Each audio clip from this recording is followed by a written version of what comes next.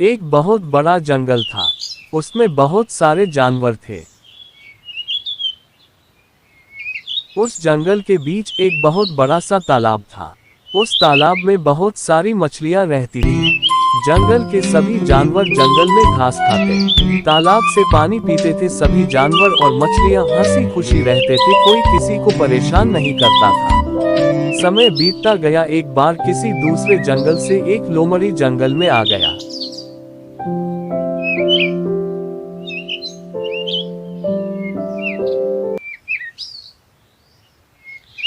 अरे वाह, इतनी सारी मछलियाँ! अब तो मैं पेट भर के खाऊंगा, बड़ा मजा आएगा। उसने तालाब में बहुत सारी मछलियां देखी। वह फिर हर रोज तालाब पर आकर बहुत सारी मछलियां को मार कर खा जाता था।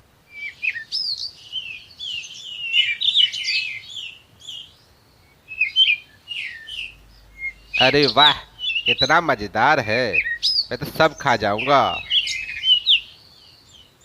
सभी मछलियां बहुत डर गई थी। मछलियों को पानी से बाहर देखने में भी डर लगता था। उन्हीं मछलियों के बीच एक नन्ही मछली थी जिसका नाम नटखट मछली था। वह बहुत चालाक और नटखट थी, इसलिए उसे सभी नटखट मछली कहते थे। उसने लोमड़ी से बचने का उपाय सोचा। नटखट मछली का एक बंदर मित्र था। एक दिन जब लोमड़ी वहां नहीं था तो अपने बंदर मित्र को आवाज लगाई, बंदर मित्र, बंदर मित्र। बंदर मित्र, बंदर मित्र, कहाँ पे हो? मुझे तुम्हारी मदद चाहिए, जल्दी आ जाओ। क्या हुआ नटखट मित्र?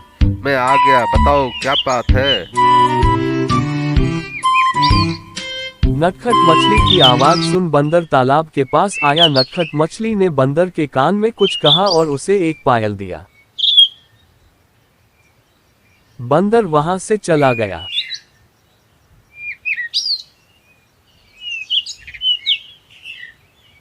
जंगल में बंदर लोमड़ी को ढूंढने लगा। लोमड़ी दोस्त, देखो मुझे क्या मिला, मैं तुम्हारे लिए लाया हूँ।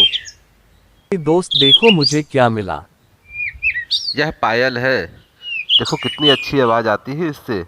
ये तुम्हारे लिए मैं तोहफा लेके आया हूँ।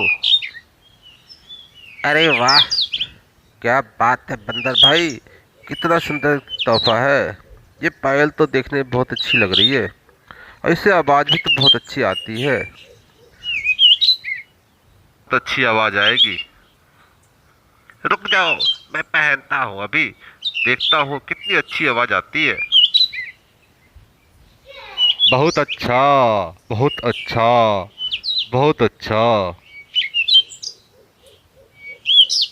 मैं तुम्हारे लिए तोहफा लाया हूँ, ये लो, ये तुम्हारे लिए है।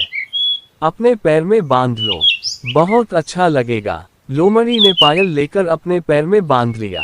पायल से छन छन की आवाज आती थी, ये लोमड़ी को बहुत अच्छा लगता था। बंदर ने भी कहा, बहुत अच्छा लग रहा है। अरे वाह, बहुत अच्छा लग रहा है। लोमड़ी भी बहुत खुश हो गया। लोमड़ी फिर तालाब पर जाने लगा। उसके पैर में बंधा पायल की आवाज दूर दूर तक आ रही थी। सभी छिप जाओ, लोमड़ी आ रहा है। सबको छिप जाओ, सभी छिप जाओ, सभी छिप जाओ। पायल की आवाज सुन नटखट मछली ने सभी मछलियों से कहा, लोमड़ी आ रहा है, सभी छुप जाओ। नटखट परी की बात सुन सभी की सभी मछलियां पानी में छुप गई। लोमड़ी तालाब के पास काफी देर इंतजार करता रहा, लेकिन उसे एक ही मछली नहीं कहाँ दिखी। गई सारी मछलियाँ? कहाँ गई? एक भी नजर नहीं आ रही है। इतने देर हो गए इंतजार करते करते।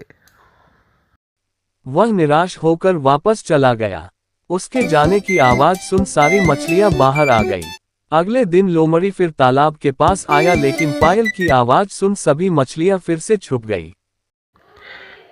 आज भी एक भी मछली दिख नहीं रही है। कहाँ गई सारी मछलियाँ? कहाँ गई? इस बार भी लोमड़ी निराश होकर वापस चला गया। ऐसा कई दिनों तक चला। लगता है कि इस तालाब में सारी मछलियाँ खत्म हो गई है, अब मछलियाँ बची नहीं है। चलो चलते हैं यहाँ से। अंत में लोमड़ी ने कहा, लगता है इस तालाब में मछलियां खत्म हो गई है। इसलिए लोमड़ी जंगल छोड़कर चला गया। लोमड़ी के जाने के बाद सभी मछलियां और सभी जानवर फिर से हंसी खुशी रहने लगे। सभी मछलियों ने नटखट मछली की काफी तारीफ की।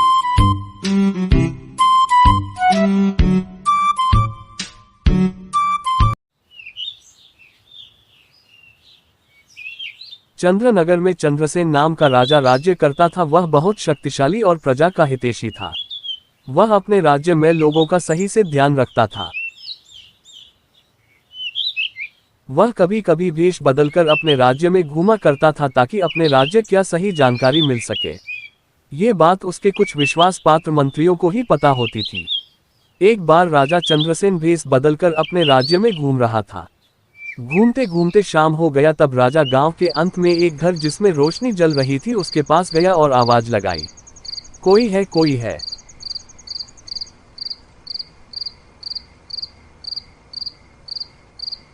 तब घर के अंदर से एक युवक बाहर निकला। उसने पूछा, बाबा क्या मैं आपकी कोई मदद कर सकता हूँ?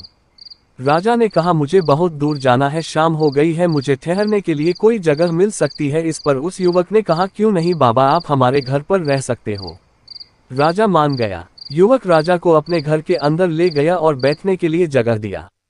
युवक ने राजा से पूछा, बाबा भूख तो लगी होगी, कुछ खाओगे क्या? तब राजा ने कहा, भूख तो लगी है। युवक ने राजा को खाना खाने को दिया। खाना खाते खाते राजा और युवक ने काफी देर तक बातें हुई। युवक ने अपना नाम सूरज बताया और बताया कि मैं एक लिख रहा है। खाना खाकर दोनों सो गए।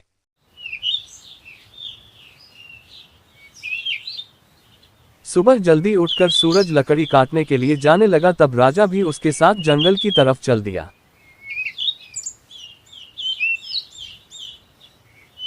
दोनों जंगल में काफी अंदर तक चले गए। जंगल में एक दुष्ट तांत्रिक रहता था। उसने राजा को देखकर पहचान लिया। वह भेष बदलकर उन दोनों के पास पहुंच दोनों से बात करने लगा। सूरज लकड़ी काटने के लिए जंगल में आगे जाने लगा।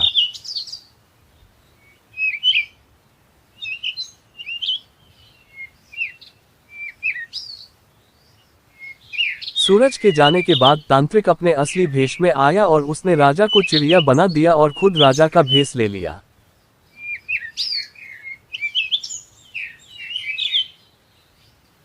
इसी बीच सूरज कुछ बात करने के लिए वापस आ गया। उसने छुपकर तांत्रिक की सारी चालाकी देख ली।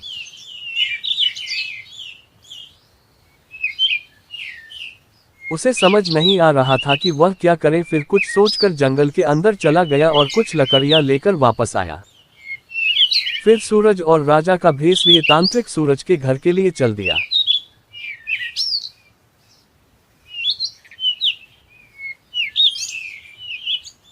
घर आकर तांत्रिक ने सूरज से कहा, मैं इस राज्य का राजा हूं। फिर सूरज से विदा लेकर राजमहल की ओर चल दिया।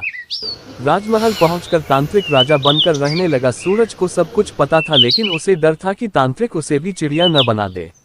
सूरज ये सब देखता रह गया। बहुत देर सोचने के बाद उसे राजा की याद आई। वह जंगल में जाकर राजा को ढूंढने लगा। राजा वही चिड़िया बना बैठा था। सूरज को देखकर राजा ने आवाज लगाई, सूरज मैं यहाँ हूँ। सूरज राजा के पास गया और पूछा, अब क्या करें? राजा ने कहा, मैं तो कुछ नहीं कर सकता, क्योंकि मैं तो चिड़िया बना बैठा हूँ।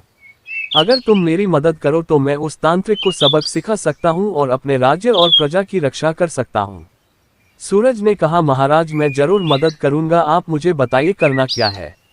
तब राजा ने बोला, कहा तांत्रिक इसी जंगल में कहीं रहता होगा, चलो पहले उसके घर का पता करें।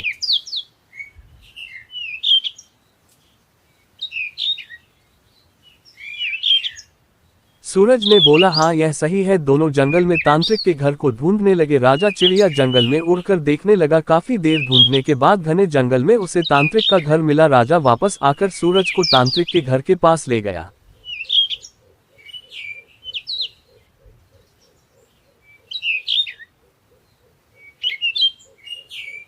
सूरज और राजा दोनों घर के अंदर गए तो देखा बहुत सारे पिंजरे में बहुत सारे चिड़िया रखी थी। तांत्रिक का घर बहुत डरावना था, जगह जगह मानव कंकाल लटक रहे थे। तभी एक चिड़िया ने आवाज लगाई, बचाओ बचाओ, मेरी मदद करो। सूरज और राजा चौंककर इधर उधर देखा तो देखा एक पिंजरे से एक चिड़िया की आवाज आ रही थी। सूरज ने जाकर उसे पिंजरे को खोल दिया। अंदर से एक चिड़िया बाहर आ गई। उसने कहा, मैं पड़ोस राज्य की राजकुमारी कीर्ति हूँ और पिंजरे में सभी चिड़िया अलग अलग राज्य के राजा या सिपाही है। उस तांत्रिक ने हमें चिड़िया बनाकर कैद कर लिया और हमारे राज्य पर कब्जा कर लिया। राजा ने कहा सबको आजाद कर दो। सूरज ने सभी पिंजरे को खोल दिया। सभी चिड़िया बाहर आ गए और उन्होंने सूरज और राजा का धन्यवाद किया। राजा ने कहा ये जगह बहुत खतरनाक है, तांत्रिक कभी भी आ सकता है और हमें फिर से कैद कर लेगा। यहाँ से बाहर निकलते हैं। राजा की बात सुन सभी बाहर निकल आए और सूरज के घर पहुंच गए। वहां पर सब ने आगे की योजना बनाने शुरू की, कैसे दुष्ट तांत्रिक को सबक सिखाया जाए। कीर्ति ने कहा हमें दुष्ट तांत्रिक के बारे में और पता लगाना होगा, जो हमें जंगल में या फिर तांत्रिक के घर पर ही मिल सकता है। सभी कीर्ति के बात पर सहमत हो गए। सभी मिलकर जंगल के कोने कोने में देखने लगे। कुछ लोग तांत्रिक के घर में वापस गए लेकिन वहां उन्हें कुछ ना मिला। सभी थककर एक तालाब के किनारे इकट्ठा हुए। राजा ने कहा बहुत प्यास लगी है। सूरज बोला मैं पास के तालाब से सभी के लिए पानी लेकर आता हूं। तब राजा ने कहा रहने दो, तुम भी थक गए होगे, चलो सभी तालाब से पानी पी लेते हैं। सभी तालाब के पास गए।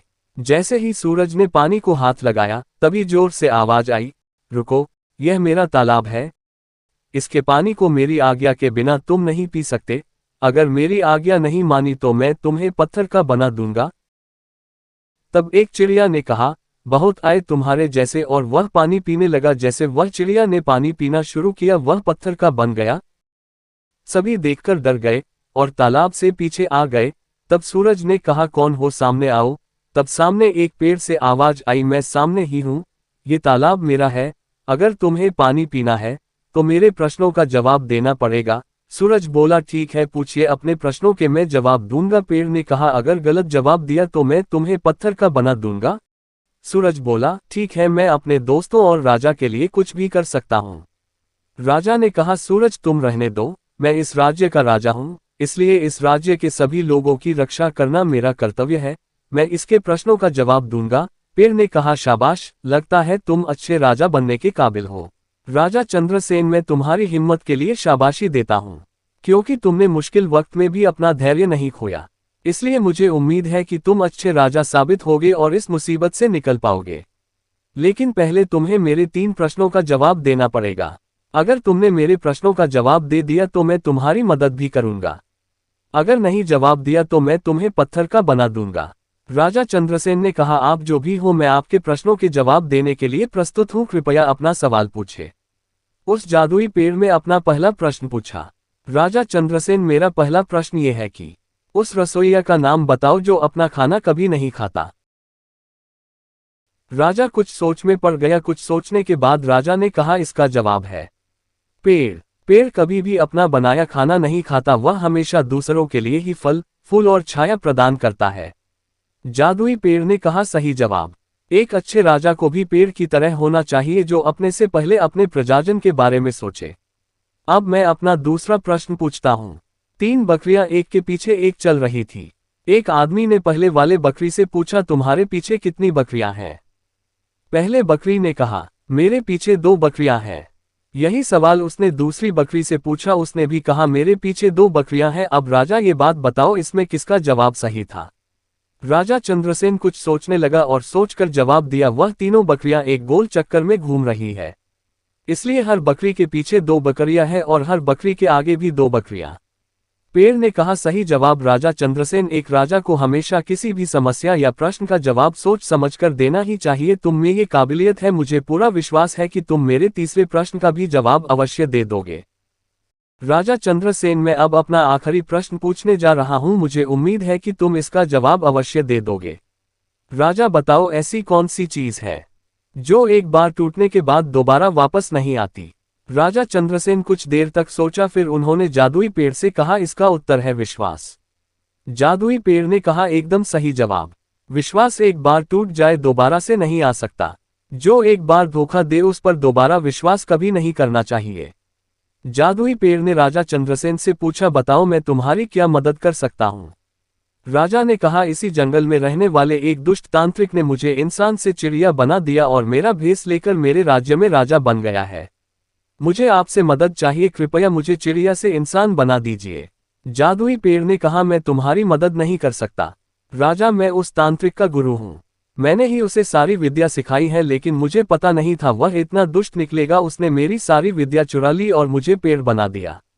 मेरी सारी शक्तियां उस तांत्रिक के पास जो एक छड़ी है उसमें कैद है। अगर वह छड़ी टूट जाए तो मुझे मेरी सारी शक्तियां वापस मिल जाएगी और उस तांत्रिक की सारी शक्तियां खत्म हो जाएंगे।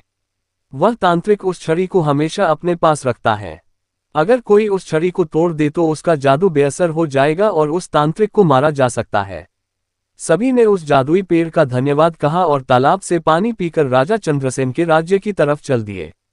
सभी चिड़िया से राजा ने कहा, हमें बहुत बचकर चलना पड़ेगा। अगर तांत्रिक को हमारे आने का पता चल गया तो वह हमें अवश्य कैद कर देगा। जब तक हमारे हाथ में उसकी जादुई छड़ी नहीं आती तब तक कोई गलती नहीं करेगा। सभी चिड़िया उड़कर महल में तांत्रिक को ढूंढने लगे। तांत्रिक अपने कमरे में आराम कर रहा था। छड़ी उसके पास ही रखी थी। सभी चिड़िया ने आकर राजा और सूरज को तांत्रिक के बारे में बताया। छड़ी भारी है, हम पंछियों उसे नहीं उठा सकते। अब क्या करें? तब सूरज ने कहा, मैं अगर किसी तरह वहां पहुंच जाऊं तो अवश्य उस जादुई छड़ी को अपने कब्जे में ले सकता हूं। सूरज छुपकर महल के अंदर चला गया।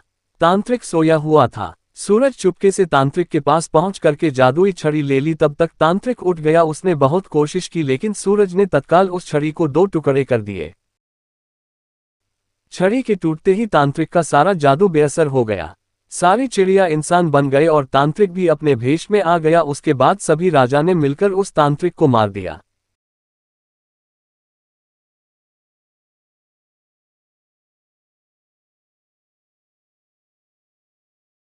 तांत्रिक के मरते ही सारा जादू खत्म हो गया। राजा चंद्रसेन अपने राज्य में फिर से राजा बनकर अपने लोगों की सेवा करने लगा। सूरज को राजा ने अपने राज्य में मंत्री बना दिया।